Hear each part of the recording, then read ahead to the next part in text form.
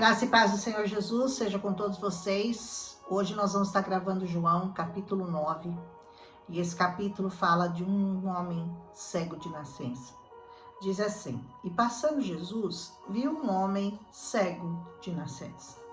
Eu quero falar para vocês o que eu penso dessa passagem do cego de nascença. Eu creio, e ninguém me falou isso, não diretamente, mas é o que eu acredito, é o que eu tenho como revelação dessa palavra, que esse homem representa todos os homens da humanidade. Que a palavra de Deus diz que o príncipe desse século cegou o entendimento dos incrédulos para que lhes não resplandeça a luz do evangelho da salvação. Então, em verdade, o que nós podemos acreditar é que todos os homens nascem cegos, porque nós nascemos já com a semente de Adão e Eva, e por isso nós somos cegos de nascença. Mas nós nascemos com uma única função, com um único objetivo, o de conhecer e chegar até a luz. E a luz é Jesus. Nós nascemos com essa missão, que alguns conseguirão cumprir, alguns conseguirão alcançar, mas muitos não, muitos morrerão cegos, sem ver essa luz. Amém? E os seus discípulos lhe perguntaram, dizendo: Rabi, quem pecou, este ou seus pais, para que ele nascesse cego? Olha a pergunta dos discípulos, né?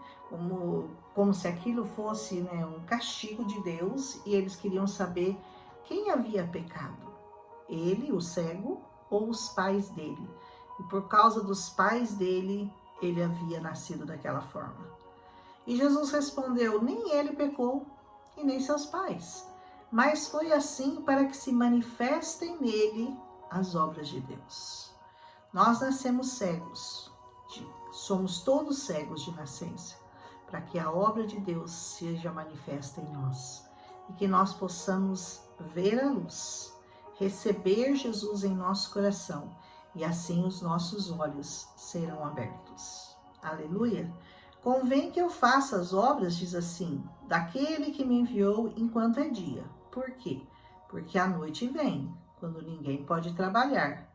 Enquanto eu estou no mundo, eu sou a luz do mundo. Jesus, naquele momento, estava aqui na terra, e ele era a verdadeira luz. Ele continua sendo a verdadeira luz, porque ele enviou um Consolador depois dele. Ele enviou o Espírito Santo para continuar trazendo a luz a nós todos cegos de nascença. Enquanto estou no mundo, sou a luz do mundo. Então, dito isso, ele cuspiu na terra e com a saliva ele fez lodo. E ele untou com o lodo os olhos do cego. E ele disse: vai, lava-te no tanque de Siloé, que significa o enviado. Foi, pois, e lavou-se e voltou vendo. Jesus pegou aquela terra seca, que representa nós, que somos o pó, e quando ele cuspiu naquela terra, ele jogou vida, porque o que estava nele, a água que estava nele, que era a saliva dele, aquilo lá misturou com o pó e deu vida ao pó. Por isso que ele é também a água da vida, não só a luz do mundo, mas a água da vida. Então aqui tem duas coisas importantes para você entender, que Jesus pode trazer luz aos seus olhos cegos e também pode trazer vida para a sua alma cansada, seca, sedenta, porque ele também é a água. Então, quando ele misturou aquela água com aquele pó, ele deu vida de volta para aquele homem. E ele pediu para que ele fosse se lavar no tanque de Siloé. Siloé significa o enviado, até isso tem um propósito, né? Porque o enviado, que era Jesus, e tinha exatamente o nome daquele tanque. E ele voltou vendo.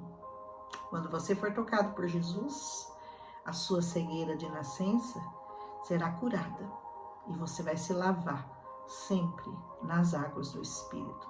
Quando nós chegarmos no capítulo 13, que ele vai lavar os pés dos discípulos, nós vamos voltar a falar sobre isso, sobre essa necessidade que nós temos de estar nos lavando e nos purificando sempre deste mundo.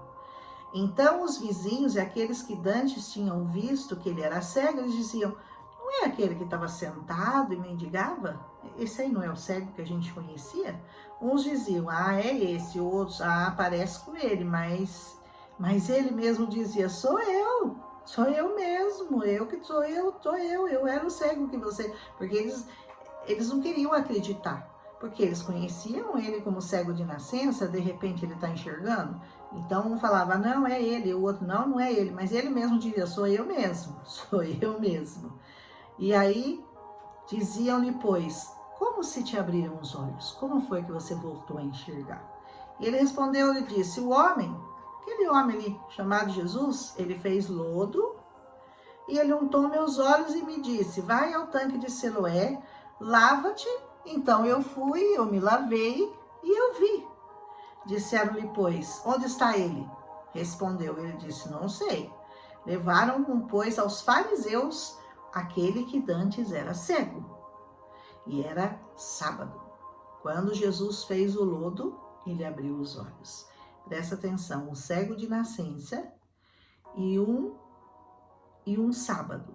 E Jesus havia curado aquele homem novamente. Já não era o primeiro milagre que Jesus fazia no sábado. Novamente Jesus estava curando no sábado, né? Tornaram, pois, também os fariseus a perguntar-lhe como ele conseguira ver. E ele disse: pôs-me lodo sobre os olhos, me lavei e agora estou vendo. Ele não tinha muito o que falar.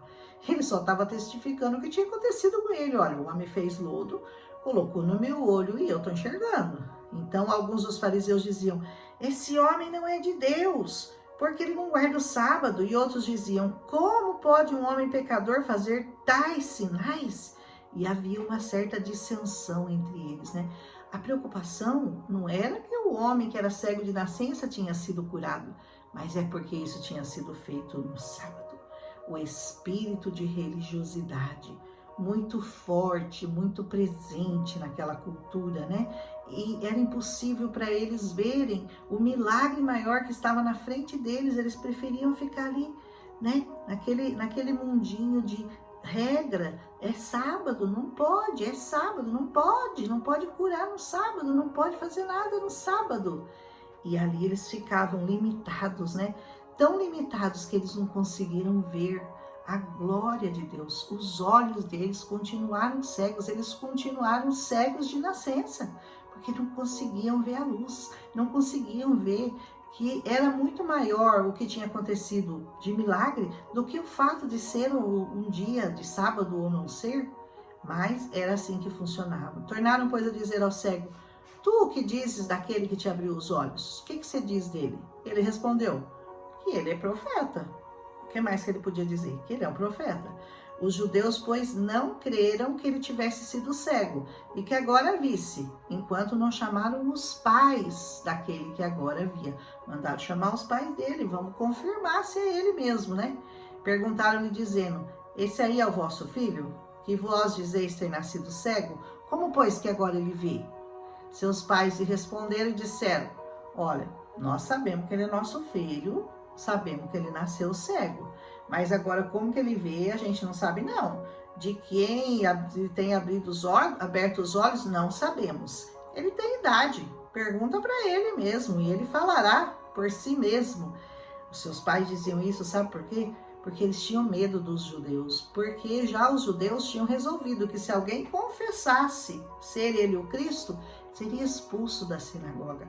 Veja bem, você teve um filho cego de nascença, curado e voltou a ver, e você está preocupado que os outros não querem que você diga que ele foi curado por Jesus, porque ele podia ser expulso, porque isso significava admitir que Jesus era verdadeiramente o Cristo. Então eles falaram: não sei, ele tem idade. Não se alegraram, não gritaram: milagre, milagre, meu filho cego voltou a ver.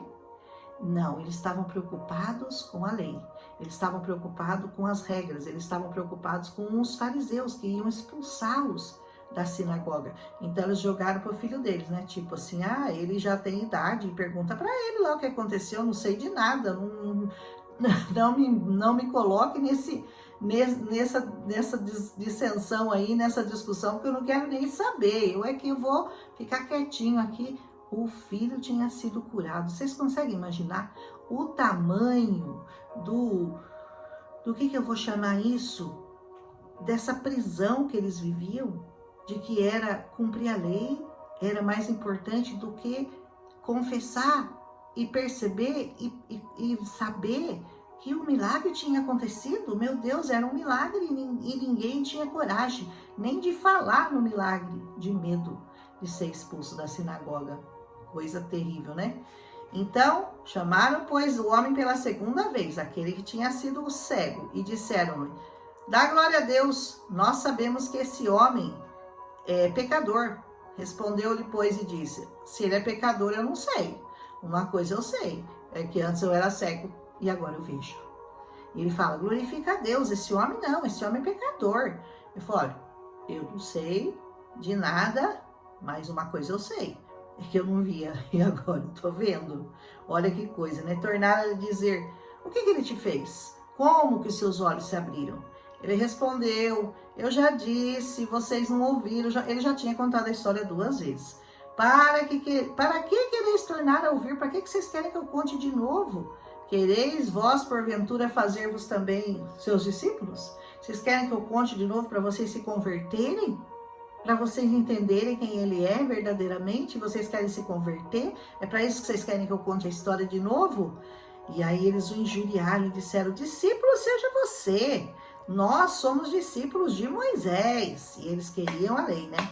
Eles queriam a lei, eles não queriam a graça de jeito nenhum, porque crer na graça significava abrir mão dos cargos, abrir mão de todo o poder que eles exerciam, porque se eles aceitam Jesus como Senhor e Salvador, eles sendo os sacerdotes daqueles tempos, eles teriam que se submeter ao Senhor, porque ele era o Messias, eles tinham que se submeter a ele. Eles não queriam, não, meu cargo ninguém mexe, eu sou o dono da lei aqui, eu que mando no pedaço.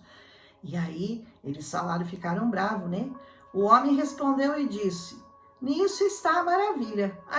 Aí que mora o problema, né? É que vocês não sabem de onde ele é e, contudo, ele me abriu os olhos. Essa é a maravilha. Vocês não sabem dizer de onde que ele é e ele me abriu os olhos. Ora, nós sabemos que Deus não ouve pecadores. Isso era da lei. Eles falavam isso, porque a lei dizia que Deus não ouve pecadores. Mas se alguém é temente de Deus e faz a sua vontade, a esse Deus ouve.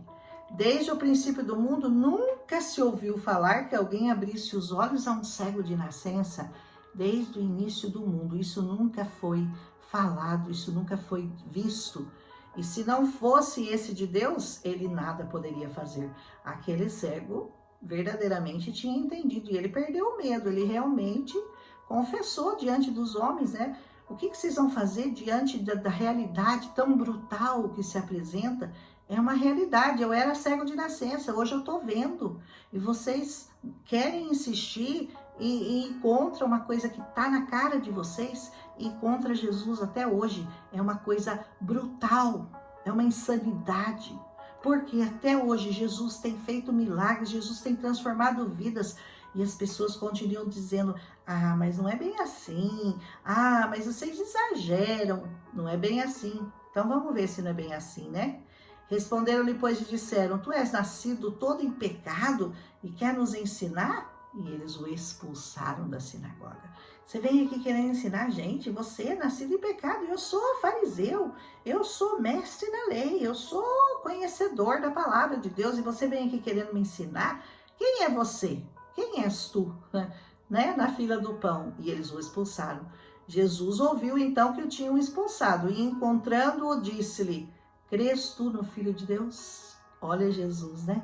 Esse Jesus queria, esse Jesus estava chamando para o lado dele, estava querendo abrir os olhos dele. E aí, a primeira coisa que ele viu quando ele abriu os olhos, quem foi?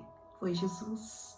E aqui pela segunda vez, depois de ter passado lá pelo Sinédrio, ter passado pela sinagoga, por todo esse interrogatório, nem os pais ousaram ficar ao lado dele para não serem expulsos, mas ele manteve a palavra, ele manteve aquilo que ele disse desde o começo.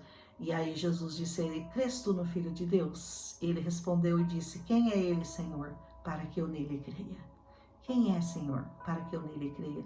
E Jesus lhe disse: tu já os tem visto, e é aquele que fala contigo. Aleluia! Jesus se revelou àquele cego de nascença. Jesus quer se revelar a todos os cegos de nascença que ainda não viram a glória do Senhor, que ainda não ouviram a voz do Senhor, que ainda não viram a luz do Senhor.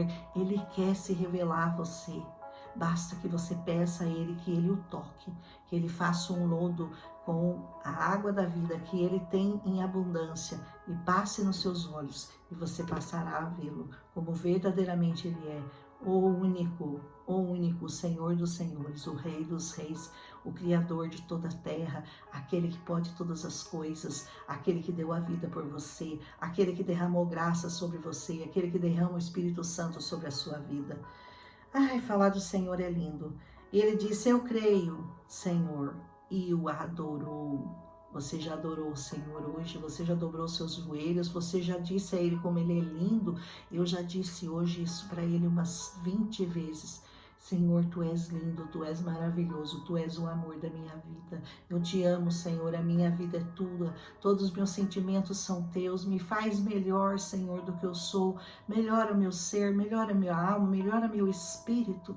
Me melhora, Senhor, a cada dia. Me faz ver, me faz enxergar a Tua glória dia após dia. Disse-lhe Jesus: eu vim a este mundo para juízo, a fim de que os que não veem, vejam, e os que veem sejam cegos. Juízo. Você ainda não viu Jesus? Você está debaixo desse juízo. Mas aqueles que veem estão cegos, e os que não veem, esses verão a luz do Senhor. E aqueles dos fariseus que estavam com ele, ouvindo isso, disseram-lhe: também nós somos cegos? O Senhor quer dizer com isso que nós também somos cegos? Disse-lhe Jesus: se fosseis cegos, não terias pecado.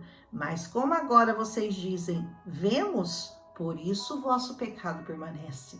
O seu estado anterior piorou, meu irmão, porque agora você já viu Jesus, você já ouviu Jesus, você já ouviu falar dos milagres de Jesus, e você não quis recebê-lo, você não quis reconhecê-lo como Senhor da sua vida. Por isso o seu pecado vai permanecer em você, e você não vai ser curado, e você não vai ver a minha glória, e você não vai entrar no meu reino. Foi isso que Jesus disse para aqueles fariseus: porque agora vocês viram como eu fiz o milagre, como verdadeiramente, porque no fundo eles sabiam que Jesus era o Cristo, não queriam reconhecer, não queriam aceitar, mas sabiam.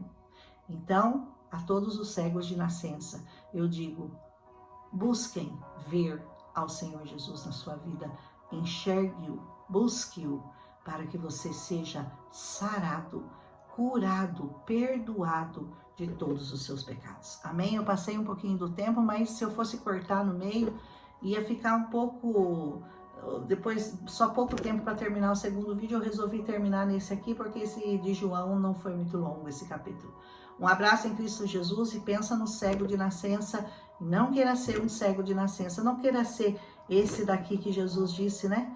Para que, a fim de que os que não veem vejam, e os que veem sejam cegos. Não seja um cego, seja alguém que vê a glória de Deus na sua vida. Um abraço e até amanhã.